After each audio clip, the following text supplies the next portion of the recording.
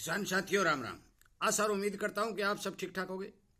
साथियों, आज हम चर्चा करने वाले हैं कि सरसों की बिजाई अब की बार कितनी होने के समाचार हैं, कितनी बढ़ सकती है या कितनी घट सकती है, क्योंकि सरसों की बिजाई का लास्ट समय चल रहा है और जो बिजाई 10वें महीने की 30 तारीख तक हो जाती है उसी बिजाई को नॉर्मल बिजाई माना जाता है। 11वें महीने में जो बिजाई होती है वो पछेती बिजाई मानी जाती है और वो इतना प्रोडक्शन भी नहीं देती। हम बात करेंगे हरियाणा, राजस्थान और पंजाब तीनों स्टेटों की, क्योंकि तीनों स्टेटों की जानकारी जो निकल के आ रही है वो मैं आपको बता देना चाहता हूँ।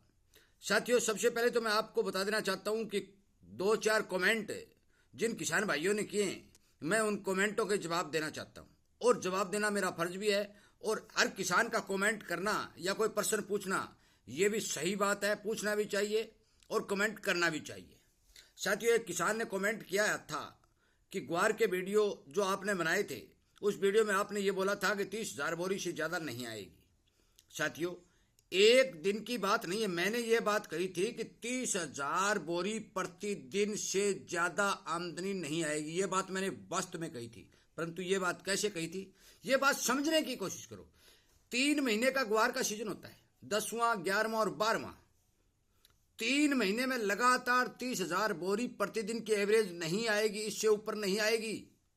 एक दिन 30,000 बोरी आ गई, दूसरे दिन यदि 50 आ गई तो तीसरे दिन 20 भी आ सकती है, क्योंकि कुछ व्यापारी जो गांवों से इधर उधर से माल खरीदते हैं वो एक दिन में यदि 4 ट्रक डाल देंगे तो क्या वो पूरे सीजन की आमदनी बन जाएगी? नहीं साथियों, समझने की कोशिश करनी चाहिए कि मैंने ये बात कही थी कि 30,000 बोरी प्रतिदिन से ज़्यादा आमदनी अब की बार नहीं आएगी। ये पूरा ओवरऑल सीजन है और एक महीने के अंदर 9 लाख 10 लाख बोरी बाजार के अंदर आएंगी, तो 3 महीने के अंदर 27 और 30 लाख बोरी ही इस सीजन के अंदर बाजार में आएंगी, इससे ज़्यादा नहीं आएंगी। एवरेज 30,000 बोरी की मैंने बताई थी। शायद उस किसान भाई को मेरे प्रश्न का उत्तर मिल गया होगा। दूसरी बात, एक किसान भाई ने यह बात कही कि आपके रीठा, तुम्बा और नीम ऑयल की स्प्रे का मेरे रिजल्ट दिया है। साथियों, हजारों हजार किसानों ने ये स्प्रे की और सब ने धन्यवाद भी किया, और आपने जो वीडियो इस यूट्यूब पर आप डाले गए थे उनके कमेंट भी पढ़े थे। एक किसान या 2 किसान किसी के खेत में रिजल्ट नहीं आया है या कम आया है तो उस खेत की सिचुएशन अलग हो सकती है। उस खेत के अंदर सुंडी ने लेट प्रभाव दिखाया होगा, नरमा ज्यादा दिन तक कच्चा रहा होगा, किसान ने स्प्रे करनी बंद कर दी होगी। ये कई कारण होते हैं। यदि समय पर लगातार जिस किसान ने इस चीज का प्रयोग किया है उन बहुत से किसानों को, हजारों हजार किसानों को इस चीज का फायदा हुआ है। रीठा बहुत ज्यादा मात्रा में बिका, ये आप सभी को पता है। यदि रिजल्ट नहीं होता तो कोई किसान रीठा नहीं खरीदता। साथियों, अब हम बात करने जा रहे हैं सरसों के बारे में। मैंने पिछले साल ये बात कही थी कि चना का प्रोडक्शन घटा। ये भी कही थी कि नरमा के अंदर तेजी बढ़ेगी। तेजी बाजार के अंदर हमें भाव नहीं मिले, परंतु कैंडी के भाव 57,000 तक गए। 103-160 तक विदेशों में रुई के भाव गए। 57-58,000 कैंडी के भाव होते हैं। तो मैंने वीडियो के माध्यम से आपको बताया था कि नरमा का भाव हमारे हाजिर मंडियों के अंदर 9,000 होना चाहिए, परंतु हमें क्वालिटी का वाला देकर भाव नहीं दिया। ये मेरे बस की बात नहीं है। भाव कोई नहीं देता है तो मैं क्या कर सकता हूं? मैं तो बार बार आपसे कहता हूं कि आप किसान की आवाज उठाने के लिए संगठन को बढ़ाएं, संगठन की ताकत को बढ़ाएं, किसान की आवाज को उठाएं, ताकि किसान को इस तरह की मार नहीं पड़े। इसमें मेरा कोई दोष नहीं है। आप कैंडी के भाव देख लेना, उसके हिसाब से आप एवरेज निकाल लेना, आपको 9,000 रुपए नरमा होगा। कतई कोई मंदी नहीं थी।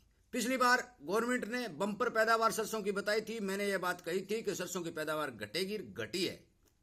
साथियों, इसी तरह की जानकारी मैं जो इस चैनल पर दे रहा हूं, इसीलिए तो मैं आपसे ये कह रहा हूं कि आप इस चैनल को सब्सक्राइब करके सामने का घंटी का बटन दबाइए, ताकि आपको समय पर वीडियो मिल जाए और आप सचेत और सावधान हो जाए, आपको किसी प्रकार का नुकसान न हो।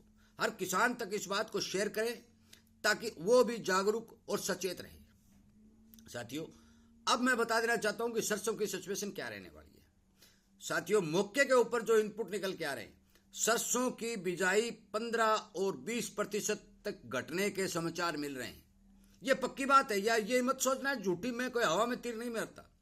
मेरे साथ लगभग 2-3 हजार किसान कांटेक्ट के रूप में जुड़े हुए हैं और उन सभी किसानों से कभी किसी से कभी किसी से कभी किसी से बातें होती रहती है। ओवरऑल चाहे पंजाब हो, चाहे राजस्थान हो, चाहे हरियाणा हो, यदि 15-20% तक बिजाई घटती है, प्रोडक्शन का मैं अभी कुछ नहीं कह सकता। प्रोडक्शन 2 महीने बाद पता चलेगा कि प्रोडक्शन कितना रहेगा और कैसा रहेगा।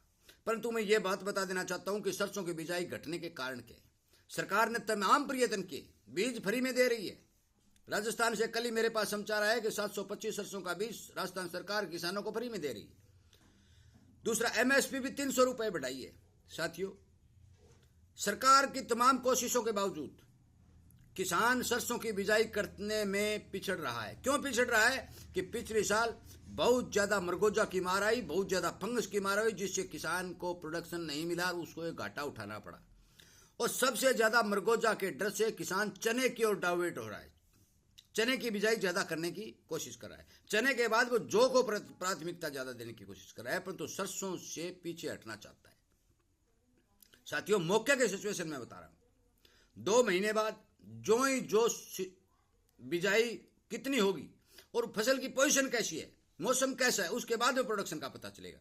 अब मौके पर मैं आपको बता देना चाहता हूं, यदि नहीं घटेगी तो 15% तक बिजाई सरसों की पक्की घटेगी, चाहे कोई कितनी जोर लगा ले। और यदि बिजाई घटती है तो आप मान के चलो कि 2 साल पहले बंपर पैदावार सरसों की हुई थी, किसान को भाव नहीं मिला। पिछले साल भाव नहीं मिलने के कारण, बीमारी ज्यादा आने के कारण सरसों का प्रोडक्शन घटा। और यदि अब की बार और घट जाता है तो सरकार के हाथ पांव फूलने तय। क्यों तय? कि खाद्य तेलों की मांग लगातार बढ़ती जा रही है। भारत की जनसंख्या के हिसाब से खाद्य तेलों की, मैंने वीडियो के हिसाब से भी बता दिया, लगभग 2.5 करोड़ टन तेल की जरूरत पड़ती है।